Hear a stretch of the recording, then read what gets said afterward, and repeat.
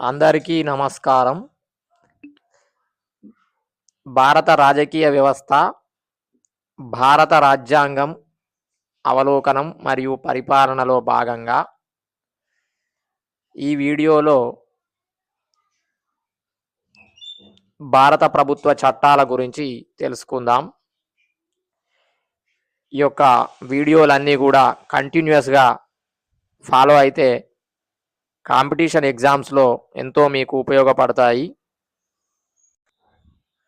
British చక్రవర్తి పాలన, the crown rule 1858 నుంచి 1947. 1858 నుంచి 1947 మధ్య కాలంలో చేసిన చట్టాలను భారత ప్రభుత్వ చట్టాలు లేదా కౌన్సిల్ చట్టాలు అని పేర్కొంటారు. భారత ప్రభుత్వ చట్టం 1858 గురించి తెలుసుకుందాం. గవర్నమెంట్ ఆఫ్ ఇండియా యాక్ట్, భారత ప్రభుత్వ చట్టం 1858. 1857లో సిపాయిల తిరుగుబాటును, సిపాయి మ్యూటినీ, ఈస్ట్ ఇండియా కంపెనీ సమర్థవంతంగా అణచలేదనే ఉద్దేశంతో పార్లమెంటు 1858 చట్టాన్ని రూపొందించింది. ఈ చట్టం ద్వారా ఈస్ట్ ఇండియా కంపెనీ పాలన రద్దు చేయబడింది. దీని ప్రకారం భారతదేశం బ్రిటిష్ మహారాణి పేరుపై పాలించబడుతుంది. ఈ చట్టంలోని ముఖ్యాంశాలు: భారత గవర్నర్ జనరల్ అనే హోదాను వైస్రాయ్ ఆఫ్ ఇండియాగా మార్చారు. భారతదేశంలో బ్రిటిష్ చక్రవర్తి యొక్క ప్రతినిధిగా వైస్రాయ్ పాలిస్తాడు 5 సంవత్సరాలు.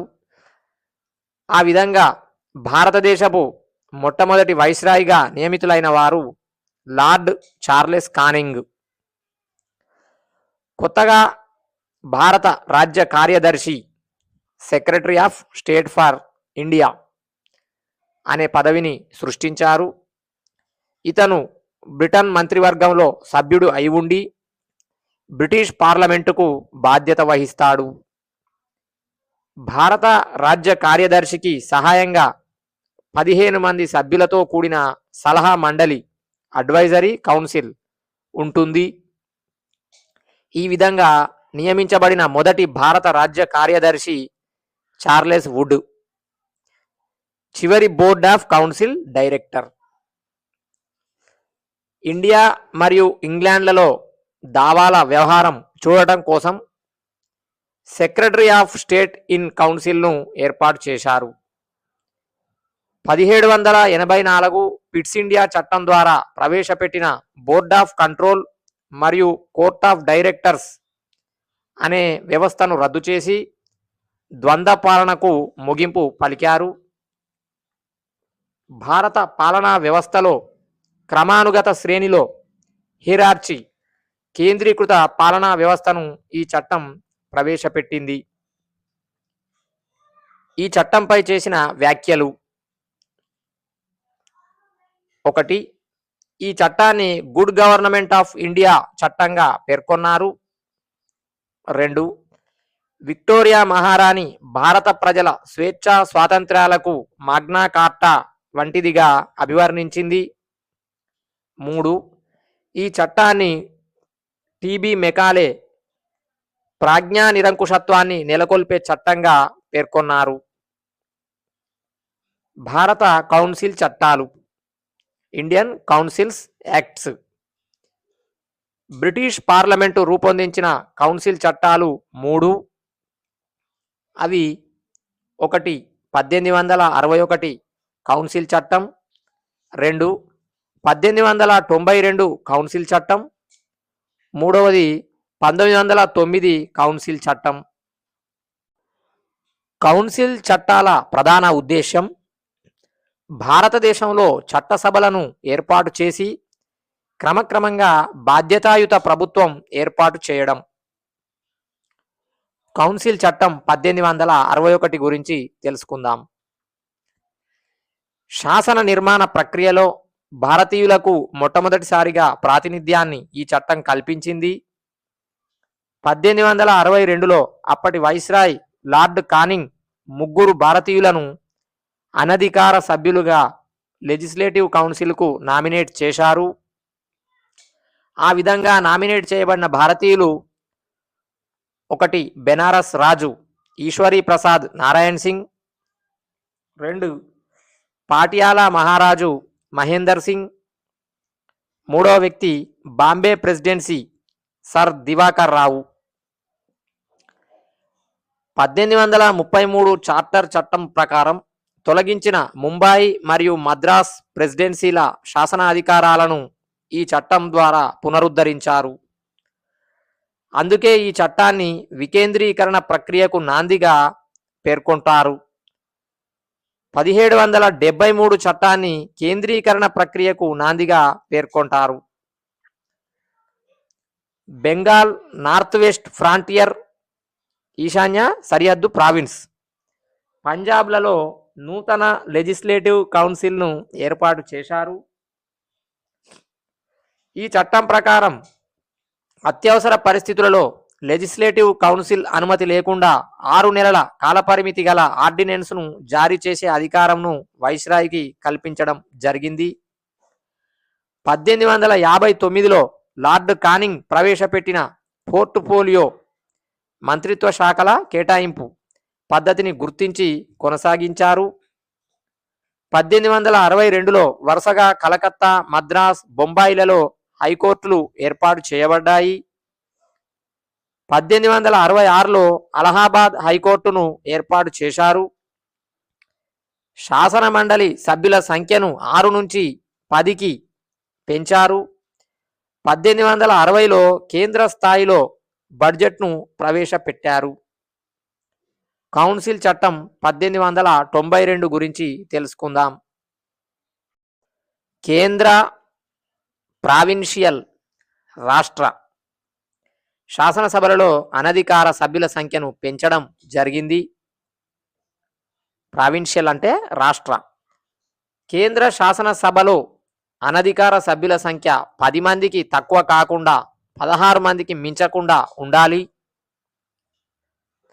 ప్రావిన్షియల్లో అనగా రాష్ట్ర శాసనసభలలో అనధికార సభ్యుల సంఖ్య 8 మందికి తక్కువ కాకుండా 20 మందికి మించకుండా ఉండాలి. కేంద్ర మరియు రాష్ట్ర శాసనసభలలో అనధికార సీట్లను నింపే క్రమంలో పరిమితమైన మరియు పరోక్షమైన అని మాత్రమే ఈ చట్టంలో పేర్కొనబడింది. ఎక్కడ కూడా ఎన్నిక అనే పదమును ఈ చట్టంలో వాడలేదు. కేంద్ర శాసన మండలికి ఎన్నికైన భారతీయులు: 1 సురేంద్రనాథ్ బెనర్జీ, 2 ఫిరోజ్ షా మెహతా, 3వ వ్యక్తి గోపాలకృష్ణ గోఖలే, 4 రాస్బిహారీ ఘోష్, 5 దాదాబాయ్ నౌరోజీ. ఇతడు బ్రిటిష్ పార్లమెంటుకు ఎన్నికైన మొదటి భారతీయుడు. 6వ వ్యక్తి బిల్గ్రామీ. బడ్జెట్పై మాట్లాడే అధికారాన్ని మరియు ప్రజా ప్రయోజనాల దృష్ట్యా ప్రభుత్వాన్ని ఉద్దేశించి ప్రశ్నలు వేసే అధికారాన్ని ఈ చట్టం ద్వారా సభ్యులకు కల్పించారు. కానీ ఈ ప్రశ్నలను అడగడానికి గవర్నర్ మరియు గవర్నర్ జనరల్ యొక్క ముందస్తు అనుమతి పొందాలి. సివిల్ సర్వీసుల వయో పరిమితి 1878లో 19 సంవత్సరాలకు తగ్గించారు. మరలా ఈ చట్టం ద్వారా 24 సంవత్సరాలకు పెంచారు. కౌన్సిల్ చట్టం 1909 లేదా మింటో మార్లే సంస్కరణలు గురించి తెలుసుకుందాం. భారత రాజ్య కార్యదర్శి లార్డ్ కార్ల్ భారత రాజ్య కార్యదర్శి లార్డ్ మార్లే, భారత వైస్రాయ్ లార్డ్ మింటోలు కలిసి ఈ చట్టాన్ని రూపొందించడంతో ఈ చట్టాన్ని మింటో మార్లే సంస్కరణలు అని అందురు. బ్రిటిష్ సంప్రదాయం ప్రకారం మొదట భారత రాజ్య కార్యదర్శి పేరు, తర్వాత వైస్రాయ్ పేరును పేర్కొంటారు.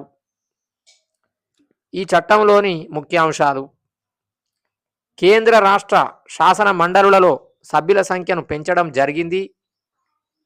కేంద్ర లెజిస్లేటివ్ కౌన్సిల్ను ఇంపీరియల్ అనగా సామ్రాజ్య లెజిస్లేటివ్ కౌన్సిల్గా మార్చారు. ఇంపీరియల్ లెజిస్లేటివ్ కౌన్సిల్గా మార్చారు కేంద్ర లెజిస్లేటివ్ కౌన్సిల్ను. వైస్రాయ్ కేంద్ర కార్యనిర్వాహక కౌన్సిల్లో సభ్యుల సంఖ్యను 16 నుంచి 60కి పెంచడం జరిగింది. వైస్రాయ్ కార్యనిర్వాహక మండలిలో మొదటిసారిగా భారతీయులకు సభ్యత్వాన్ని అందించారు. ఆ విధంగా వైస్రాయ్ కార్యనిర్వాహక మండలిలో సభ్యత్వం పొందిన మొదటి భారతీయుడు సత్యేంద్ర ప్రసాద్ సిన్హా. ఇతడు లా మెంబర్గా పొందడం జరిగింది. రాష్ట్ర శాసన మండలులలో సభ్యుల సంఖ్యను ఒకే విధంగా పెంచలేదు.